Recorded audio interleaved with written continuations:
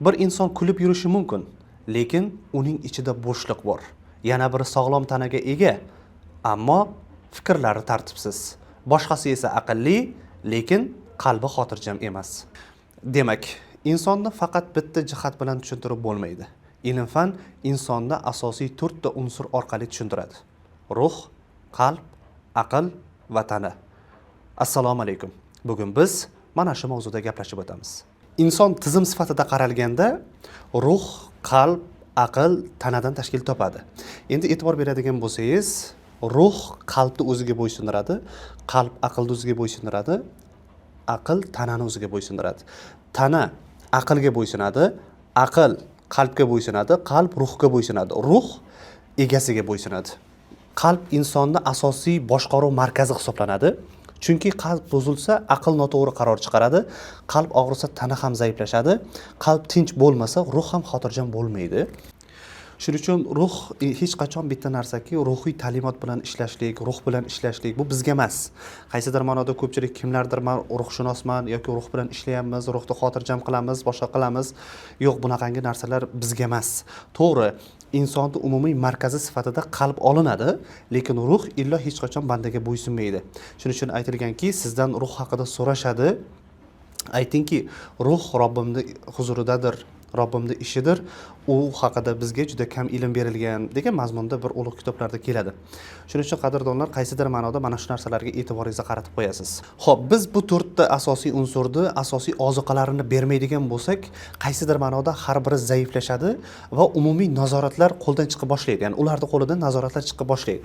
Shuning uchun har bittasini o'zini ozuqasi bor va o'sha ozuqalarni o'z o'rnida berishlikni doimiy odatlanishimiz kerak. Bu narsaga to'g'ri qaysidir ma'noda o'zimiz boshlanishida turishligimiz mumkin, lekin bizda ham ustimizda nazoratchi bo'lishligi kerak. Ya'ni bitta narsaki, ruh har doim qalbni o'ziga bo'ysundirib oladi. Qalb har doim aqlni o'ziga bo'ysundirib olar ekan, qalb esa aqlni o'ziga, aql tanani o'ziga bo'ysundiradi.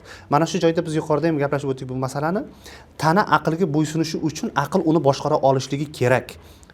Aql qalbga bo'ysunish uchun qalb ham aqlni o'ziga bo'ysundira olishligi kerak. Mana shu joyda muhim narsa kelib chiqadiki, demak biz ularni ozuqalarini bermaydigan bo'lsak, boshqaruv chiqib ketadi. Endi e'tibor bering. Ruhda ozuqasi nima bilan bo'ladi? Ibodat bilan bo'ladi. Qalbda ozuqasi nima bilan bo'ladi deydigan bo'lsangiz, solih ustozlarda haqiqiy ilm davralari bilan, ilmiy suhbatlari bilan bo'ladi. Aqldagi ilm bilan bo'ladi. Tananiki hammamiz bilamizki, ovqat bilan bo'ladi. Endi bitta narsaki, biz tanamizni ozuqasini o'rnida berayotgandirmiz, lekin qolganlariga bir e'tibor qaratib qo'yishligimiz kerak. Shuning uchun endi bir qoida kelib chiqadiki, agarda aql tanani boshqara olish salohiyatiga ega bo'lmasa, tana aqlga bo'ysunmaydi. Mana shu joyda juda ham e'tiborimizni qaratishimiz kerak bo'lgan g'oya bo'lyapti bu yerda. Ya'ni bizni tanamiz bu o'zidan o'zi yuradigan narsa emas yoki boshqa narsa emas. Buni tepasida boshqaruvchisi bor, ya'ni aql turadi har doim.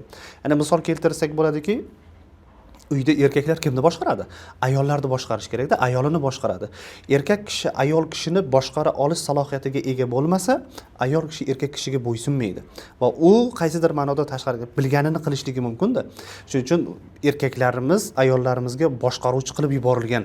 Va bu bo'yicha ham asl kitoblarda, manbalarda kelishadi. Shuning uchun qadrdonlar, e'tiboringizni qaratib qo'ying. Har doim aqlni ozuqasini o'rnida berishlikka odatlaning. Aql ikki turli bo'ladi. Hali bu haqida darslarimizda to'liq bafurja gaplashib o'tamiz. Shuning uchun biz bugun sizga yetkazmoqchi bo'lgan narsamiz ham mana shu narsa. Ya'ni bu joyda qalbga e'tibor qaratingki, u asosiy markaz hisoblanadi.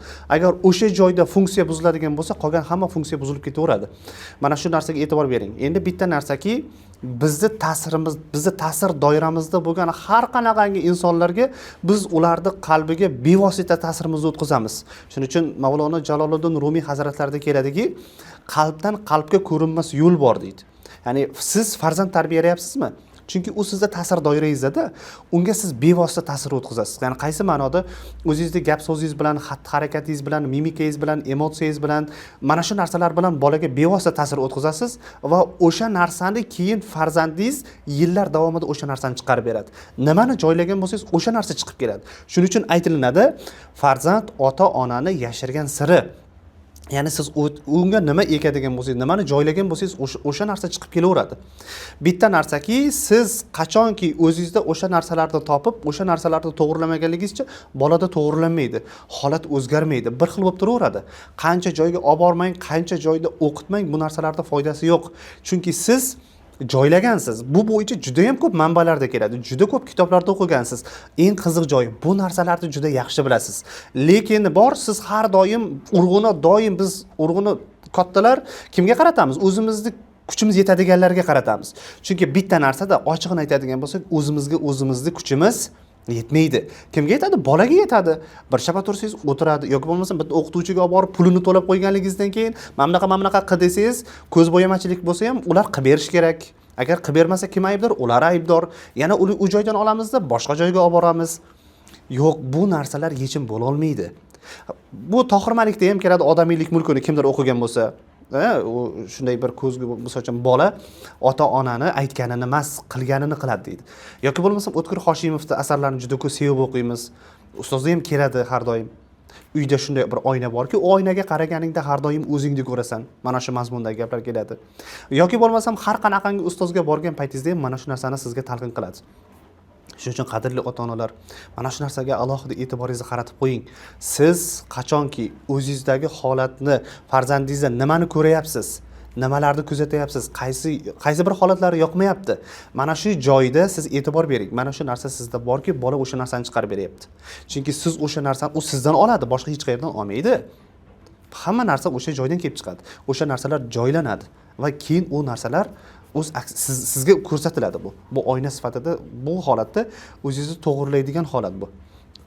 Bunda biz kimlarnidir ayblaymiz, kimlargadir baqiramiz, kimlarnidir mana shu narsaga mas'ul qilib ko'rsatamiz, o'zimizni maksimal darajada olib qochishlik uchun.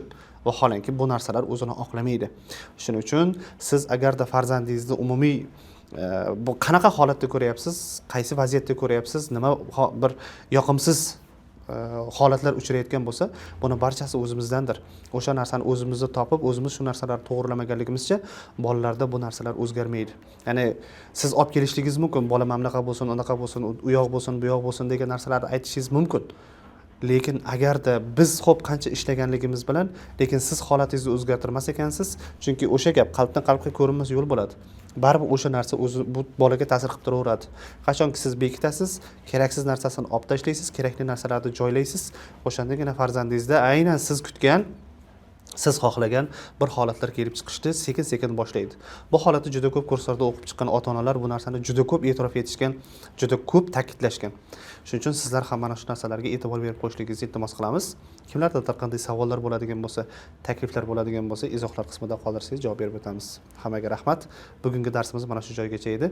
Agarda sizga bu darslar to'liqroq kerak bo'ladigan bo'lsa, nasib bo'lsa ota-onalar uchun maxsus 5-mavzumizga qabul ochganmiz. O'sha qabulga ro'yxatga o'tishingiz mumkin bo'ladi. Hammaga rahmat, sog' bo'ling, salomat bo'ling. Assalomu alaykum.